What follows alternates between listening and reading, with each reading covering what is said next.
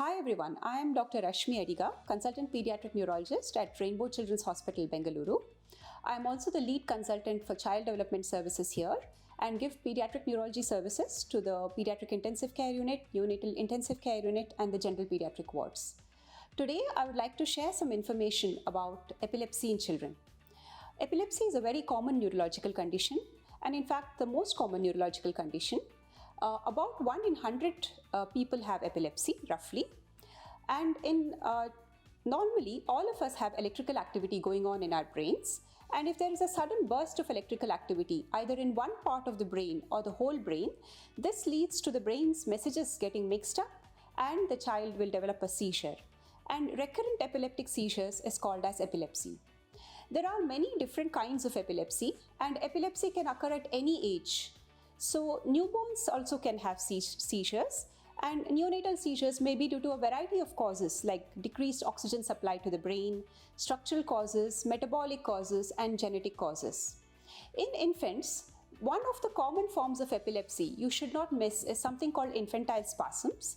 In this, the baby might suddenly pull on their legs. They might fling their arms outwards or inwards, lasting about 1 to 2 seconds, and they might occur in clusters. It is very important to identify this form of epilepsy early, as identifying early and treating early can improve the long-term outcome of these children. In childhood, again, there are many different forms of epilepsy. Whenever someone is getting a diagnosis of epilepsy, they need to be seen by an experienced pediatric neurologist who will collect all the information from the parents about the seizure, how it happened, when it happened, and if there is any video of the seizure, this is also very, very useful. When a child is diagnosed with epilepsy, they need to have some tests done. All children will need to have some basic metabolic workup like calcium, magnesium, and other blood tests. All children will need an EEG. EEG cannot be used to diagnose epilepsy except in specific circumstances. However, can help us classify the epilepsy and find out which kind of epilepsy the child has. The other tests include MRI brain to look for infection or structural problems, and very rarely some children might need genetic tests or other metabolic tests. Based on all this information, it is very important for the pediatric neurology to classify the epilepsy into a particular epilepsy syndrome. The information you need for an epilepsy syndrome is the kind of seizures the child has, what their EEG findings are, the age at which the seizures started, what is their MRI findings, do they have any other learning or behavioral difficulties associated with this. Once we know the kind of epilepsy syndrome, then we are able to select the best treatment for the child, and we are also able to say whether the child will get better from their epilepsy as they grow older. I have had the privilege of looking after some babies with self-limited neonatal epilepsy and self-limited infantile epilepsy syndromes, where the children have needed treatment only for 1 or 2 years, and after that I have been able to take them off all their medications and they are absolutely fine now and doing well in school.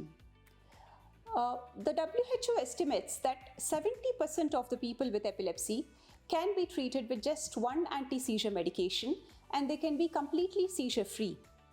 So it is important to select the right anti-seizure medication for the child, and hence it is very important to classify the epilepsy syndrome in children.